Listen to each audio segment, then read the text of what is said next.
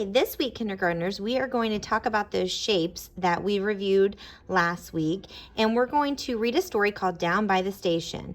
And there's a link on your assignment that will go through the book. I will read it to you, and then after that, we're going to create a shape train using some of the simple shapes, geometric shapes that we've talked about. So again, follow the link to listen to the story first, and then we're going to move to our activity.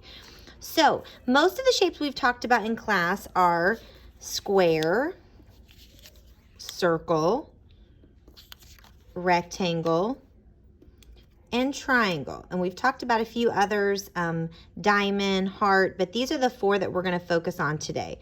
So if you wanted to get your items set up first before you start the activity, let me give you kind of a rundown of what we're going to need. So for our shape train, you're going to need 3 squares, and they can be rectangles as well, as long as they're pretty similar in size. So you're going to need 3 of those. You're going to need 2 triangles, and I actually pre-cut them for all of the kinders in class. So moms or dads, grandma and grandpa, whoever is working with you, if they want to go ahead and pre-cut the shapes, that's probably an easier way to do this. You need 6 circles. So if you want to lay something down, trace a circle, you're going to need 6 of them for our wheels. You're going to need a large rectangle, and you're going to need a small rectangle. So these are the shapes that you're going to need for this project. So once you have all of those set up, then you're ready to start. I'm using a large rectangular sheet of paper. And the first thing I'm having all the students do is, in order for us to have a train, it has to have a track to sit on. So I'm going to use a black Sharpie. In class, they are using crayons. Whatever works for you at home is fine. And we're going to either draw a wavy line, this is students' preference, or a straight line. And we're going to create a track for our train to sit on. Once you get those double parallel lines down, you're going to go ahead and add some vertical lines to our track. Try to space them evenly.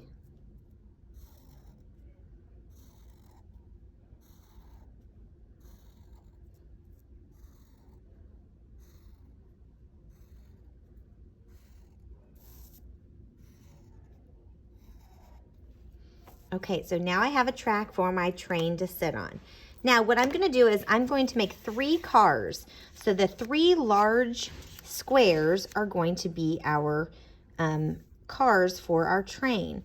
Now the first one is going to be our engine. So you want to make sure you have enough room on the left side or the right side so that we can make sure we add the front to our engine to make it different from the cars that are at the back of the train.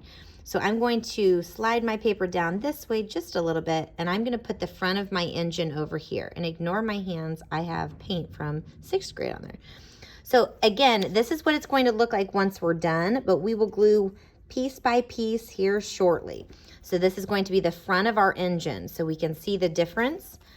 And then we're going to take a triangle and put it against that rectangle. So now we have a large front engine.